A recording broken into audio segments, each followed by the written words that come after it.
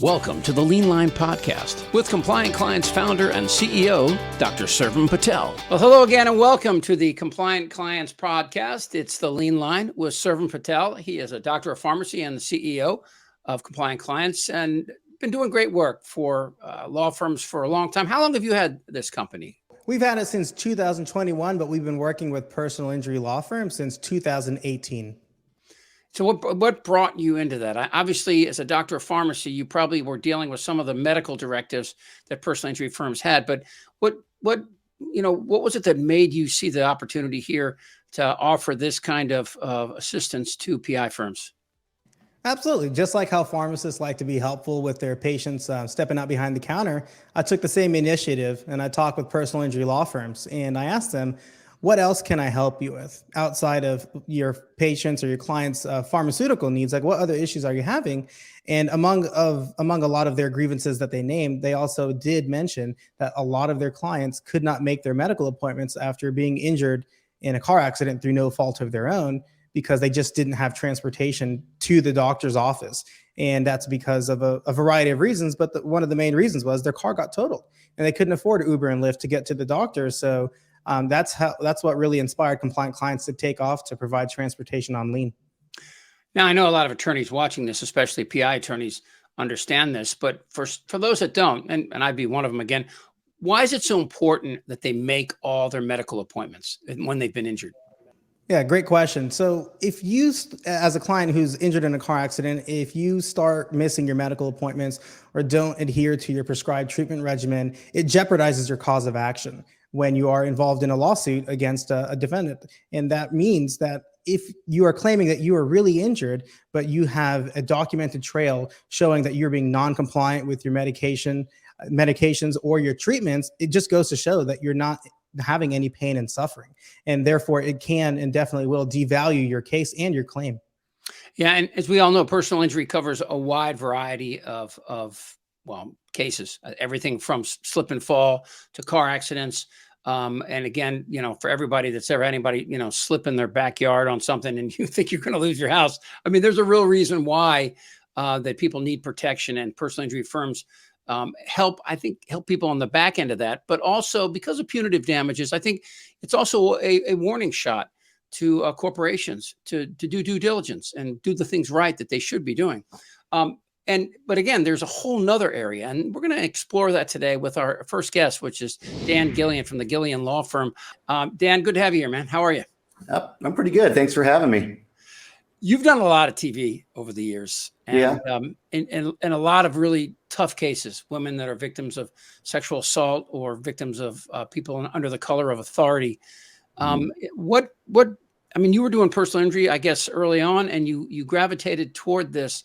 What was it that made you see the opportunity to help women here? And especially, again, as I just said before, send a warning shot over the bow to police and others who were victimizing these women?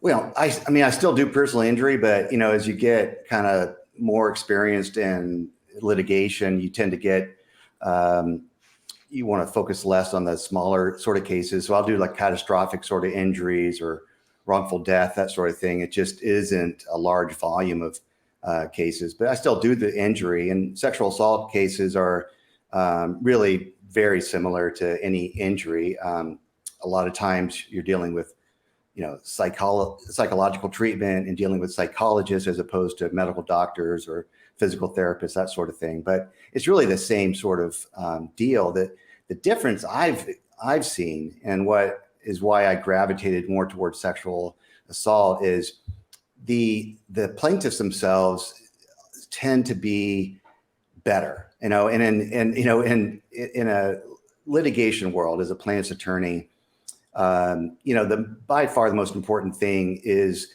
the likability of the client, of the plaintiff. A jury is much more likely to give the benefit of the doubt to a plaintiff if they like her or him. And in injury cases, if it's an auto case or a slip and fall, it's kind of flip of the coin of what you get as far as a plaintiff or a client. It could be, there was this, I love this scene from, it was Archie Bunker, that show, All in the Family, Bunker. yeah. Yeah, all in the family. And, he got in an auto accident and he wanted to go after them viciously. And his attorney said, listen, there is a car full of nuns, and there's a old saying in the legal business is that when you go after a car full of nuns, you lose. And even though they had rear-ended him, all that. And, in the personal injury world, if you do an auto accidents, you might end up with a car, a nun who's your client, or a nun on the other side, and your client might be a royal pain in the butt. So it's kind of flip the coin there. Whereas in the sexual assault cases, sexual harassment, typically you're going to see a very kind of understated woman most of the time, likable, very oftentimes kind of meek, and those are the sort of people that juries kind of like. They don't want somebody that's going to come in there and act like, they have it all together, that they're the bomb. They actually kind of, they want to see a victim, in these cases. And since I only do cases that have merit, I tend to find where I represent a very likable woman, and then almost always on the other side in the defense chair is a royal, jerk. Right. And, this abused his power. And then those cases, they're meaningful because they, the cases that I do, they've been fairly high profile. And, I can go on a national stage, sometimes international stage, and talk about the problem that society is having with sexual assaults. And so it's meaningful too. Yeah, and I would imagine you've dealt with that too, Survam. I mean, and getting these people to get to their appointments. Your job, in essence, has become an extension of the PI firm to get these people to understand, look, you have to be there. We're going to make this as easy as possible. But this is the case. You have to dot all these I's, cross all these T's. Does that resonate with you, I guess, as far as getting people to do the things they need to do in order for a successful outcome? It doesn't matter the type of case that an injury attorney takes on. They have so much on their plate to do. Medical appointments is just a drop in the bucket of what they need to do to prepare for their case. And so absolutely, it is of utmost importance, at least to make sure that there is merit to the case, that clients, at the bare minimum, attend their medical appointments. There's so many things that are outside the hands of the attorney. Like he alluded to, like you can't really predict what type of client you're going to have. You can't predict their personality. You can't show or want the policy limits or the commercial case limits. A lot of cases come to your door, and there's so many factors outside of your control. So what little is in your control, you really got to do your best to try and make sure it works in your client's favor. Dan, I remember some of your great, I want to mention this while I'm remembering it, your pro bono stuff. I remember the African-American woman that went in the Subway store and somebody wrote something disparaging on her receipt, and you represented her, and there was no money in it for your firm, but it was the point of it, right? Right. I've had a number of those very high profile cases that really I took knowing that there was not going to be any money at the end of the day. I did that case against Disney when a little African-American boy was shunned by the White Rabbit, and I didn't know you had that case. Yeah. And, those are, a lot of people see those cases, and most of the people are going to kind of roll their eyes and all that. But, when you get into the details, it was devastating for this little kid, and he just flat out was treated just horribly because of his skin color. I did cases against the Minutemen back here in San Diego when they were first coming in to some sort of prominence. And for those that don't know, the Minutemen were the people that were quote unquote guarding the border. Yeah, they're guarding Home Depot parking lots is what they were doing. Yeah. Right. Yeah, it was, and what they did was, in this particular case, it was really a bunch of racists that kind of hijacked a political cause that, had some sort of support throughout, at least all the way through the center. But there was a bunch of racists, and they would just, stay in Home Depot parking lots and harass both the migrant workers, and sometimes they were just regular workers, U.S. citizens, and then also the people that were hiring them. And, Yeah, so those cases I would do, but And those are, let me interrupt you real quick. Though that's not an easy case, because we all admit there's a situation at the border that needs to be addressed, but not the way they addressed it. yeah. I don't know. Can you talk about the Petco case? Oh, sure, yeah. Okay. Well, that's a great example, and we'll get to that in a second. And I think it's also an example of you having to keeping up on the law, because the law is constantly changing in California and other states. But this case, Survam, is really interesting in that it was a woman. Will you give the details, if you would, please, Dan? Oh, it was actually a woman and her baby were at Petco Park, and her baby got up on top of a picnic table that Petco allowed to be right next to a guardrail that was basically keeping people from falling 6 stories down to the street below. But of course, a handrail is absolutely useless when the person can climb up there and be like a foot below the handrail. And that's what the baby did. Started crawling towards the handrail. The mother jumped for him, grabbed him, and then they both went over the edge and fell to the street. Horrific. But there was an aspect of that I think that the defense said, well, they never went to court, right? It was settled. Oh, we're still in litigation. Okay. Yeah. It was just one of those interesting things. I go after police a lot, and, so I'm a little bit cynical when it comes to police work. And in this case, the San Diego Police Department, really is the city of San Diego. The city of San Diego was partial owner of this Petco Park. And so they had the police come in and investigate it. And even before the investigation even began, within 40 minutes of the death, the detectives were told that it was a murder-suicide. And that's just exactly the way they steered their investigation. And you kind of ignored the witnesses that said what I just said and focused on the witnesses that said, oh, yeah, it was suicide. It's a tough case. I mean, there's no doubt about it. But, and getting back into what Survam was saying earlier about the importance of your clients going to the doctors and getting treatment that's what supports the damages end of a case. And a case, when I look at it, I look at 3 primary factors. It's liability. So did someone do something wrong? And the next one is collectible. Are they collectible? So is this defendant somebody has insurance? Do they have other financial means, or do they have absolutely nothing in their judgment proof? But the biggest factor is damages. And you got to have all 3 of those factors: liability, damages, and collectability, to really make a case that's worth dumping your money and time into on a contingency basis. Well, what a lot of younger attorneys do, and maybe subpar attorneys do, is they spend so much time focusing on liability and proving that the defendant did something wrong. And they just spend all their time and money and effort just trying to establish that the defendant was 100% wrong. But then they just neglect the damages side of it. And it's such a huge mistake, because in most states, and California certainly is one of those, the law flat out says, and the jury is told, that there can be multiple causes for some sort of incident. So the plaintiff might be at fault herself, the defendant might be at fault, there could be another party at fault. And at the bottom line on a civil jury verdict form is damages, and it really is got a dollar sign next to the line there, where a jury, the final question that they're asked is, how much money does the plaintiff get?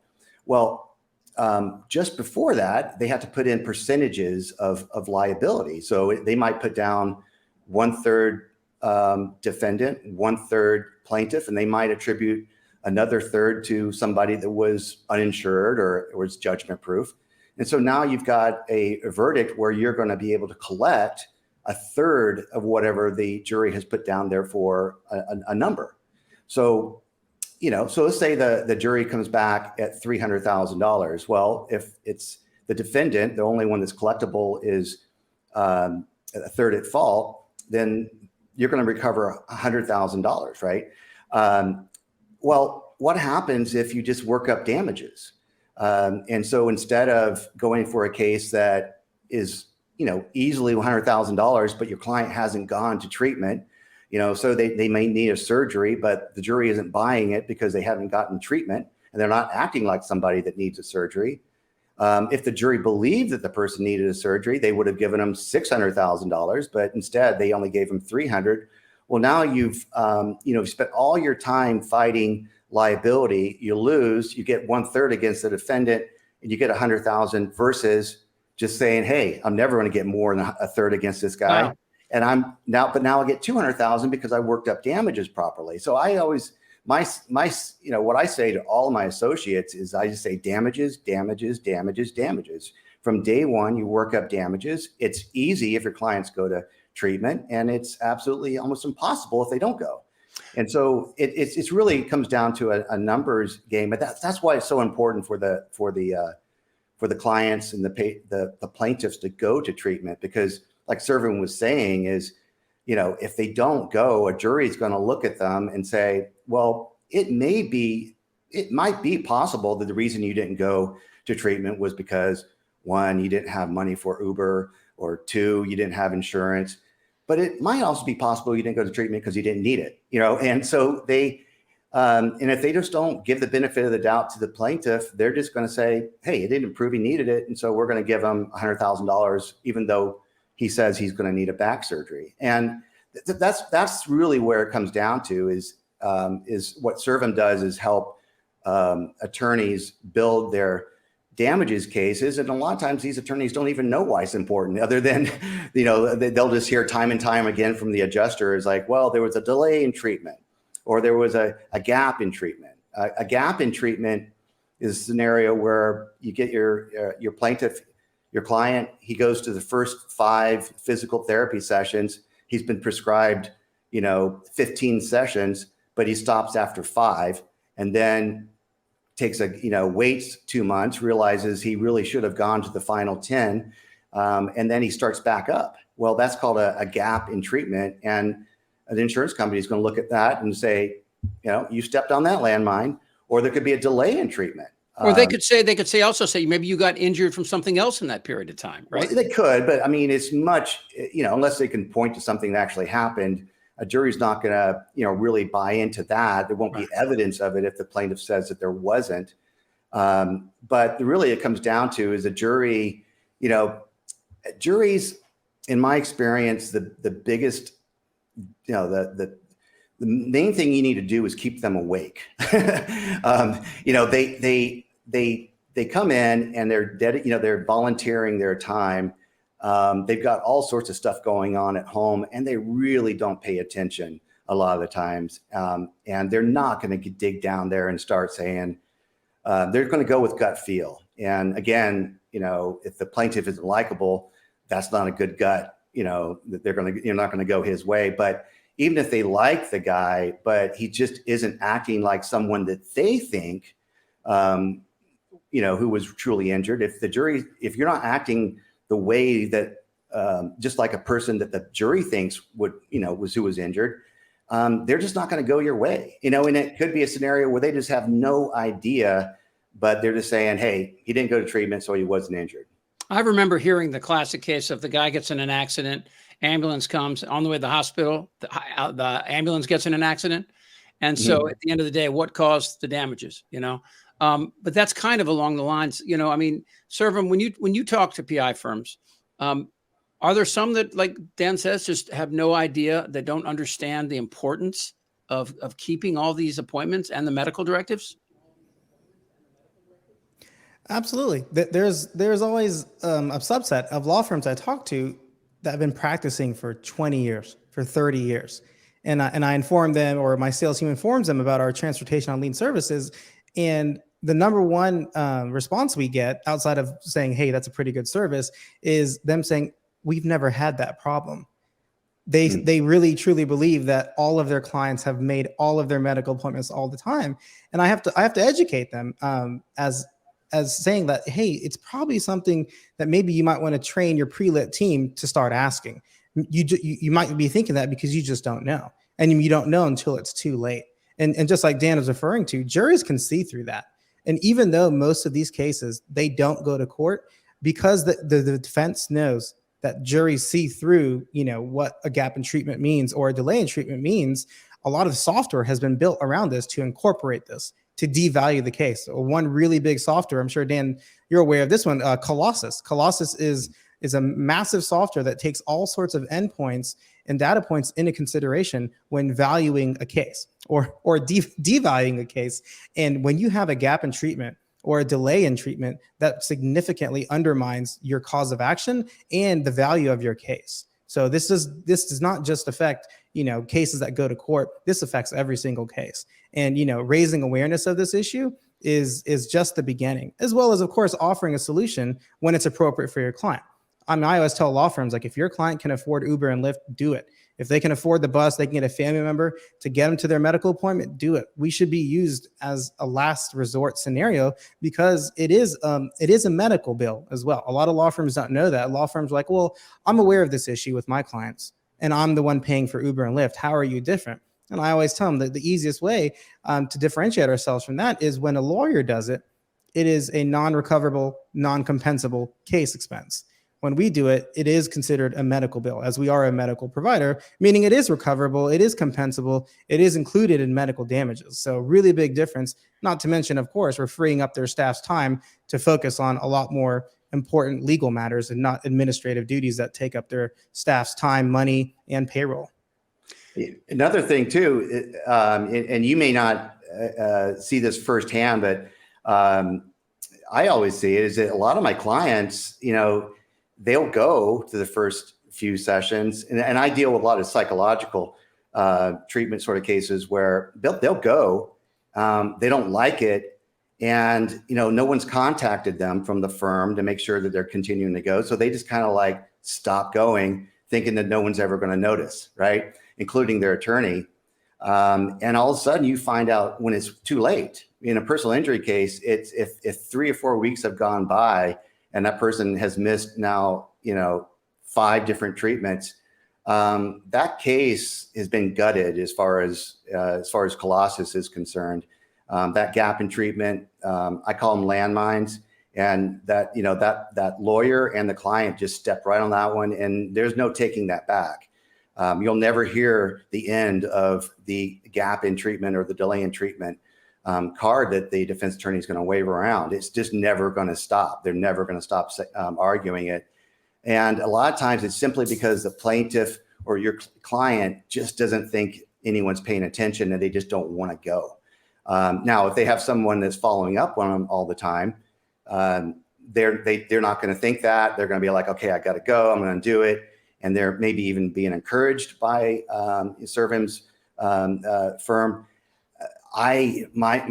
My staff just doesn't really have the time to stay on top of every single client and make sure that they're going to every single treatment. And again, it is a deal breaker in these injury cases. If the client stops going, you might as well just sign off that whole pitch that you needed future treatment.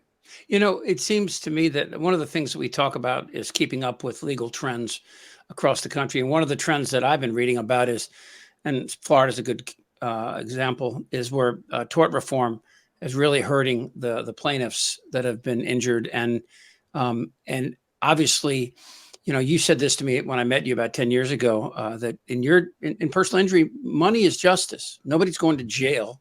But we're just trying to get the kind of money that can help you get back to where you were. And in some cases, also discourage the company from continuing those practices.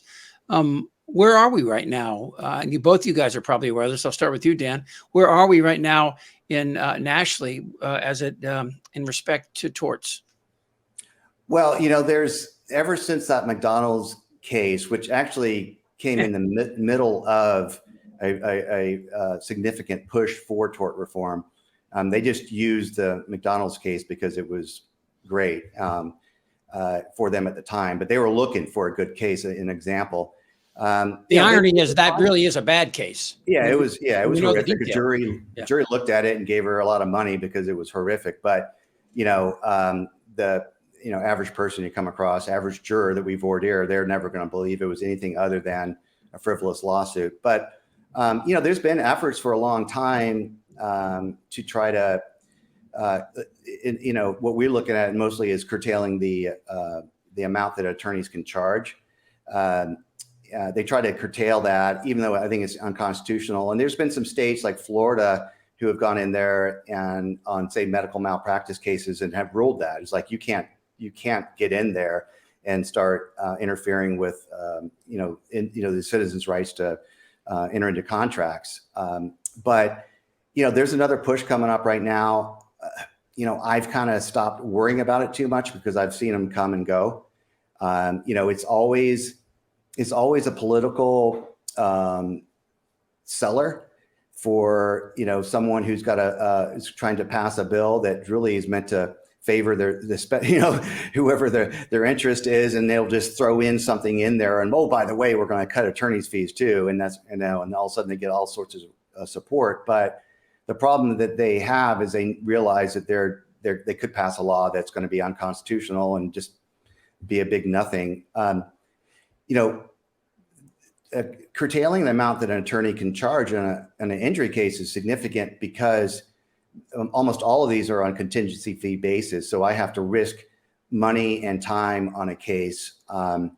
And it's significant. We always have these kind of PTSD level stories where we think about, I had a case where, I took over a case because the guy hadn't gotten enough offered through the first attorney. And I said, well, if I can get you to X, dollars, would you be happy with that? And he's like, absolutely, I'll settle for that.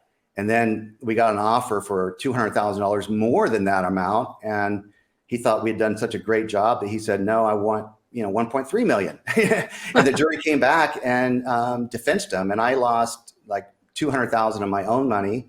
Wow. And, a $400,000 fee that I would have generated for the $1 million offer, so that was a $600,000 hit. Well, when I hear that people want to knock that down to 25%, because they think a third is too much or 40% is too much, it's like, okay, they just don't have any idea what you're talking about. Well, you just have no idea what the risks are. Investigations, depositions, all that stuff is really it's just huge risks. It's risks. And that makes, I guess, that Survam, your job incredibly important too, because I mean, like what Dan was saying, many times the firm is just busy doing what they're doing, and they can't keep track of the plaintiffs and whether or not they're following through on this, and that can be that can obviously hurt a case.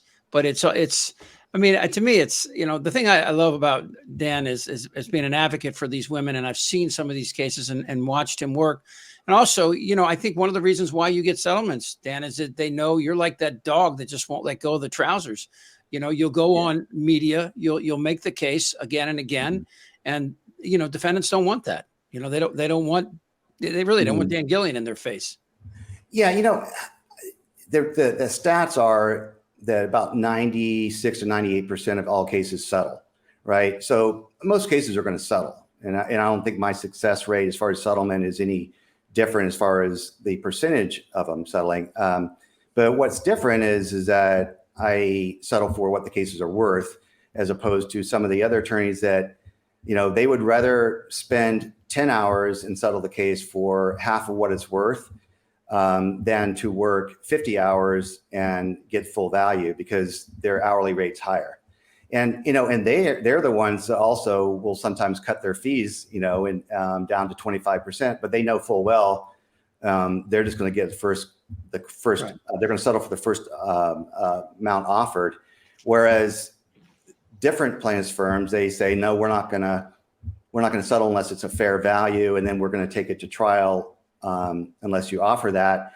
And that does get around. That reputation gets around. So I think my percentage rate is probably the same as everybody else. Like 98% of the cases settle, but they settle for a lot more than a lot of these other sort of mill sort of firms where they're just being processed as claims and they take the first offer. Wow.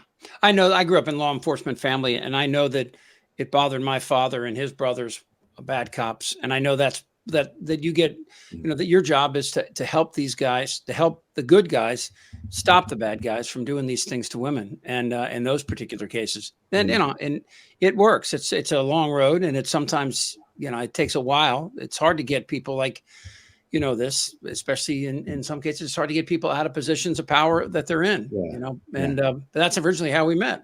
I'd like to actually talk as a consumer, not as a pharmacist, not as the founder of Compliant Clients, but it's really refreshing to hear Dan talk about what most consumers don't know about the business of personal injury law. As a consumer, if I was to be told before I do anything about personal injury lawyers or law, that if somebody's going to take 1/3 or to 40% of a paycheck that I believe is rightfully mine because I got injured by somebody else's negligence, I too would have thought, like, hey, that sounds like a lot. But now knowing that most, if not all, consumer protections, not just related to car accidents, but so many various areas that exposes all consumers, is thanks to probably somebody involved in personal injury. They're the ones who stood up to the giants to force laws and safety precautions to be made, so ranging from seatbelts to, Johnson & Johnson baby powder, all these huge lawsuits. They all started with a personal injury attorney representing an injured victim.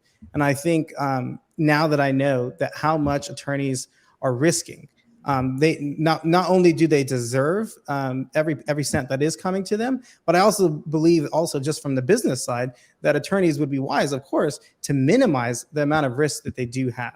So again, like using a company like ours, plugging myself back in now, it's like, hey, you're already risking so much of your time and so much of your money in various areas, not just your employees' payroll time on a case. Don't include transportation if you don't need to, right? Like that's just it's not really a necessary thing for a law firm to do, but also outsource, whether it's me or any other legal service provider, like outsource what is not in your area of expertise. I, as a pharmacist, I own pharmacies myself. I try and do my best to outsource things that I may not excel at, just so I can focus what I went to school for and what I'm passionate about. And I highly encourage personal injury law firms and lawyers to do the same. Focus on what you're good at, try and outsource the rest while minimizing risk.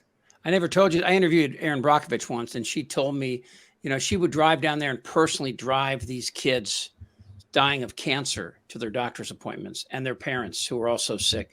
And because she had to do it because there was nobody else to do it. So it's interesting how these opportunities for helping people come in on both sides of the coin here. All right, Dan, you be well, my friend. We'll talk to you soon. Okay. Thank you. GilleonLawFirm.com. Check him out. Dan. Dan Gilleon has been our guest. Survam, great stuff. We're honored to play a small part in their road to recovery. For Survam, I'm Chip Franklin. Thank you, everybody, and we'll see you next time. Thanks for listening to the Lien Line Podcast with Dr. Survam Patel. For more information or to hear more, go to CompliantClients.com.